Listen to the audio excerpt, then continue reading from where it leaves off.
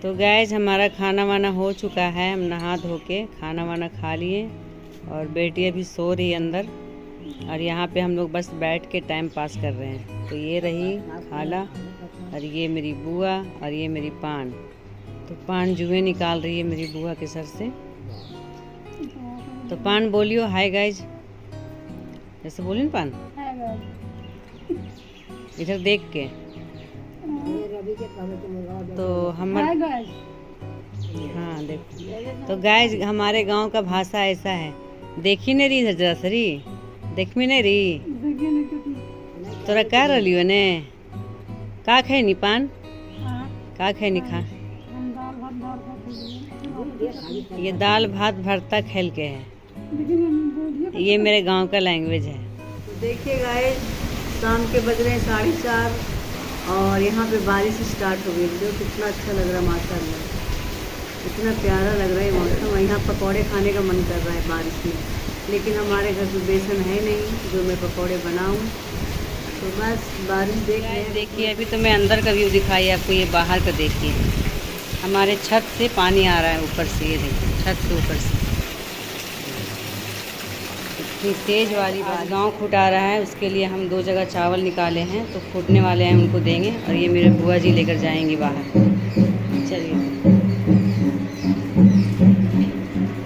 आपको वो भी दिखाएंगे कि गाँव फूटा रहा है। इन लोग आए हैं फूटने के लिए। सावन के महीने में गाँव फूटा जाता है, चारों कोना बांधा जाता है गाँव को।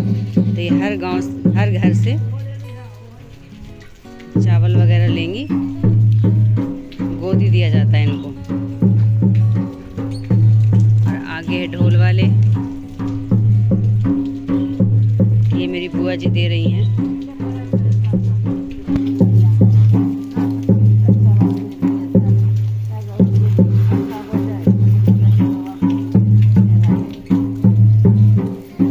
तो गाइस मेरी बुआ तो जा चुकी हैं बड़े पापा के यहाँ, क्योंकि उनकी बहुएं बाहर निकलती तो है लेकिन वो देंगी नहीं ये चीज़ जो दिया जाता है। तो मेरी बुआ वहाँ भी देकर आएंगी। तो चलते हैं, चाय बनाते हैं। और ये देखो मैं पूरा प्योर बिहारन दिख रही है, ये मेरी पान है। आज दिन भर में 10 बार आई है। इसको पता चल गया कि मैं अब जाने वाली हूँ यहाँ से दिल्ली। तो बेचारी बहुत परेशान है और रो भी रही है कि पान मत जा बोल रही है, यहीं रह जा। तो रहेंगे इंशाल्लाह, ज़रूर पान आएंगे। तो देखो इसके आँखों में आंसू आ रहा है कि मैं जा रही हूँ। रो रही पान, देख लो इसके आंखों में आंसू है, बहुत प्यार करती है हमसे। तो कुछ बोलना चाहती हैं पान, बोल दो कुछ बोलना चाहती हैं। कुछ नहीं बोलेगी मेरी पान, अभी बहुत इमोशनल हो रही है। देखो कोई बात नहीं पान, हम दूल्हा लेके आएंगे दिल्ली से तेरे लिए, यूपी का दूल्हा लेके आएंगे। नहीं, मेरी पान को यूपी वाले से नहीं करेंगे। सुनने में आता है कि यूपी वाले काम बहुत ज़्यादा करवाते हैं। तो पान की शादी बिहार में ही होगी। तो चलते हैं, पहले चाय बनाते हैं। आज मेरे घर में नया खटिया आया है। इसको हमारे तरफ खटिया बोलते हैं और हरियाणा में चारपाई बोलते हैं। चारपाई तो देखो कितना प्यारा सा ये रस्सी है, मेरे पापा बनवाए थे। बेचारा वो जा चुके हैं उड़ीसा, और मैं जिसको बनने दिए थे ना वहाँ से मैं आज मंगवाई हूँ। बनाने वाला लिया है 300 रुपये। तो ये पूरा चारपाई, ये देखो चारपाई मैं पूरा दिखाती हूँ चारपाई। तो यहाँ अगली सुबह हो गई थी और मुझे दिल्ली जाना था। तो बस फटाफट घर का सारा काम निपटाई और फिर चूल्हा जलाई और चाय बनाई अंडा बॉईल की, क्योंकि यहाँ पे बुआ जी भी आ गई थी और ये जो बगल वाली खाला थी वो भी आ गई थी। तो उनके लिए मैं चाय बनाई और इन लोगों को चाय और अंडे दी। और उसके बाद फिर मैं लंच का तैयारी की, क्योंकि ट्रेन में मैं खाना लेकर ही जाती हूँ। फिर यहाँ बैठ गई थी सामान में सब चाय पीने के लिए। यहाँ पे चाय पीने के बाद मैंने यहाँ पे फटाफट पराठा सेकी, और लंच में मैं ली थी ट्रेन में खाने के लिए पराठा, भुजिया और अचार। और उसके बाद सब पैकिंग की, और फिर ये देखो सारा सामान को मुझे रखना पड़ा। और हर रूम में मैं ताला मार दी, क्योंकि कोई भी भाई मेरे मेन गेट का ताला। मैं यहाँ से जा रही थी वापस दिल्ली, तो मैं देखिए अपना स्कूल दिखाती हूँ। मैं यहाँ पे पढ़ाई किया करती थी और मेरी पढ़ाई यहीं पे कंप्लीट हुई है। और जब मैं पढ़ती थी तो उस टाइम मिट्टी का स्कूल था, और अब देखिए। तो आपको दिखाते हैं क्लास। 5 क्लास तक मैं पढ़ी थी, मिट्टी का स्कूल था उस टाइम, और उसके बाद फिर ये बना। तो इसमें भी मैं पढ़ाई करी हूँ इस कमरे में। तो ये है मेरा क्लासरूम, और इधर है जो बच्चों के लिए खाना बनता है। आंगनबाड़ी। तो देखिए बहुत अच्छी साफ सफाई। पहले हम यहाँ पे कट्टे बिछा कर पढ़ाई किया करते थे, बोरा लेकर आते थे, और अब देखिए वक्त के हिसाब से बदलाव आ चुका है हमारे गांव में भी, स्कूलों में भी। और यहाँ पे देखिए बच्चे पढ़ाई कर रहे हैं।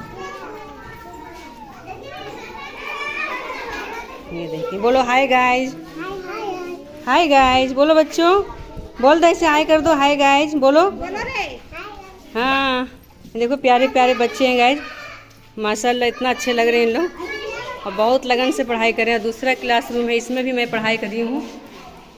तो ये देखिए, और ये नया बना है, तो ये बड़ा क्लास है।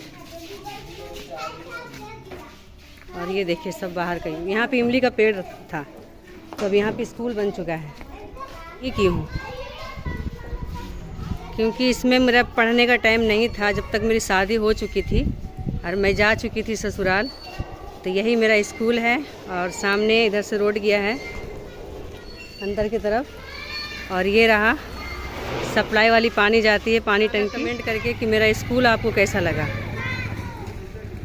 तो यहाँ पे हर चीज़ का साधन हो गया है पहले से बहुत। फिर मैंने अपने गांव से टोटो लिया था और वजीरगंज पहुँच गया, और फिर वजीरगंज से मुझे तुरंत ही बस मिल गया डायरेक्ट गया का, और हमने वहाँ बस में बैठ गए और फिर चल पड़े अपने स्टेशन के लिए। तो ये देखिए हम गया पहुँच गए थे, फिर वहाँ से दोबारा हमें टोटो करना पड़ा नदी पार के लिए। तो नदी पार नहीं, पूरा हम डायरेक्ट स्टेशन का ही लिए थे। तो स्टेशन पहुँच गए, और यहाँ पे देखो गया में काम चल रहा है, पूरा स्टेशन को तोड़ दिया गया है, और मुझे समझ में ही नहीं आ रहा था कि कौन 1 नंबर है कौन 6 नंबर है। तो हम माँ बेटी बहुत परेशान होते हैं, और डर भी लग रहा था कहीं मेरी ट्रेन छूट ना जाए। तो उसी वक्त एक भैया मिल गए जो हमारे गांव तरफ के थे, बहुत अच्छे थे। तो ये देखिए वही वो भैया हैं जो मेरा बहुत हेल्प किए हैं, और अल्लाह पाक ऐसे इंसान को हर परेशानियों से दूर रखे। और मेरे साथ कोई था नहीं, और हम यहाँ बिस्तर लगा लिए हैं।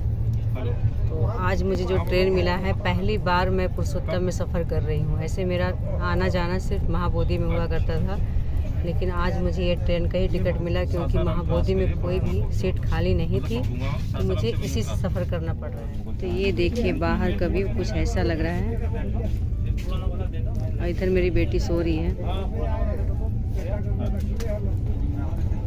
महाबोधि में सफ़र जो करते हैं तो लगता है हाँ अपना है, और इसमें सफ़र मुझे करना सही नहीं लग रहा है, क्योंकि मैं पहली बार कर रही हूँ, और तब मुझे परेशानी भी बहुत हुई। महाबोधि हमेशा 6 नंबर प्लेटफार्म पे आती है, और ये 1 नंबर पे आई। और रही बात, ये काफ़ी दूर से आ रही थी पूरी से, तो हमें थोड़ा क्या बहुत दिक्कत हुआ। और ऊपर वाले का बहुत बड़ा करम है जो एक भैया मिल गए और बहुत मेरा हेल्प किए हैं वो, मैं उनका बहुत बहुत शुक्रगुजार हूँ। और मैं इस ब्लॉग में डालूँगी, उनको देखिएगा, मेरे गांव की तरफ के ही हैं, लेकिन हमारे पहचान वाले में से नहीं हैं। बहुत अच्छे आदमी थे वो, तो जितनी भी तारीफ़ की जाए उनकी बहुत कम है। तो खैर हमें तो हर जगह कोई ना कोई अच्छे लोग मिल ही जाते हैं, तो बस यही कहना मिलता ही नहीं है। जब भी मैं चाहे कि मुझे नीचे का सीट मिलता, लेकिन नहीं मिला, जाने के टाइम भी नहीं, सॉरी आने के टाइम, जब मैं दिल्ली से बिहार आ रही थी उस टाइम भी नहीं मिला, और जब बिहार से दिल्ली जा रही हूँ उस टाइम भी नहीं मिला। तो मेरा टिकट इतना जल्दीबाजी में होता है कि सीट मुझे ऐसे जगह मिलता है ना, बहुत कंफर्टेबल महसूस होता है यार। कोई नहीं, रात का सफ़र है, कट जाएगा। और बस मैं लेट चुकी हूँ, और घड़ी में बजेंगे 5, तो मैं पीऊँगी चाय।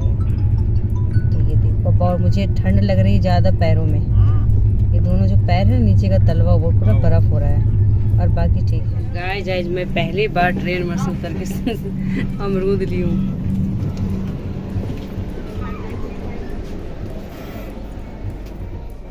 तो गाइस यही है वो अमरूद जो 50 का एक पड़ा था, लेकिन मैं 30 रुपया में ली, बहुत लड़ाई झगड़ा करने के बाद।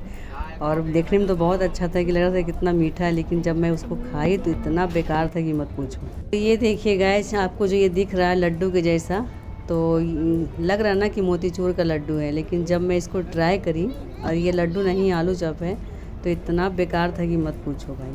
मैं तो तुरंत ही उसको डस्टबिन में ले जाकर डाल दी, खाने का कोई मतलब ही नहीं था, क्योंकि ये मैदे का था, ये बेसन नहीं था।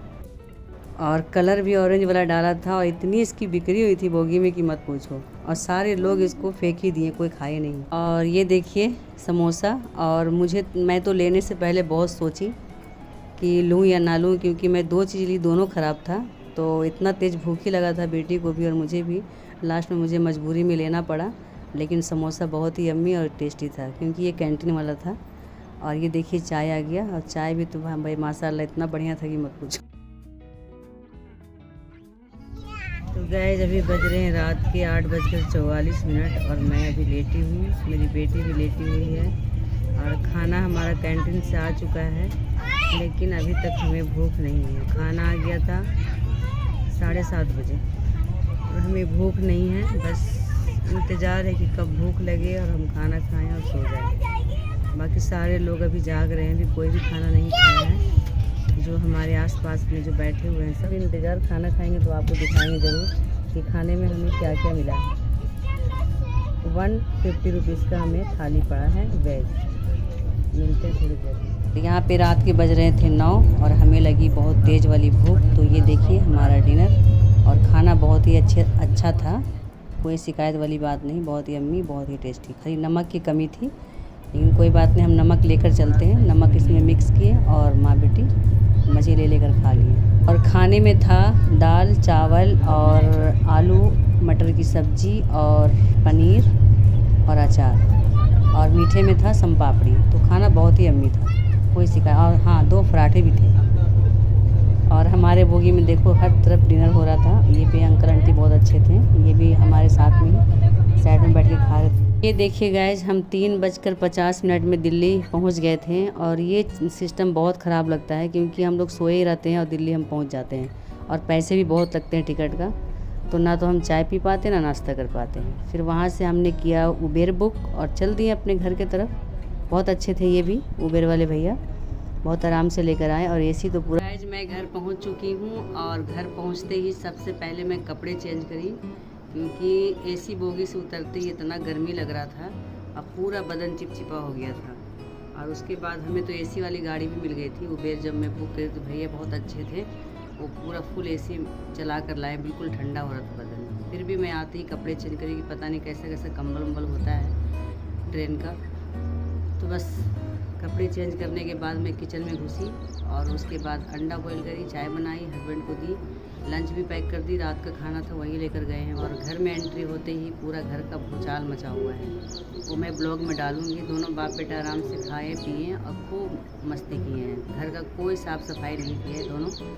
तो कोई नहीं, मैं इस ब्लॉग में नहीं डाल सकती क्योंकि हो जाती ब्लॉग लंबी। तो इस वीडियो को मैं करती यहीं पे एंड। अगर आपको मेरी ब्लॉग अच्छी लगे तो लाइक करें, शेयर करें, सब्सक्राइब करें। फिर इंशाल्लाह नई ब्लॉग के साथ आएंगे, तब तक के लिए अल्लाह हाफिज़।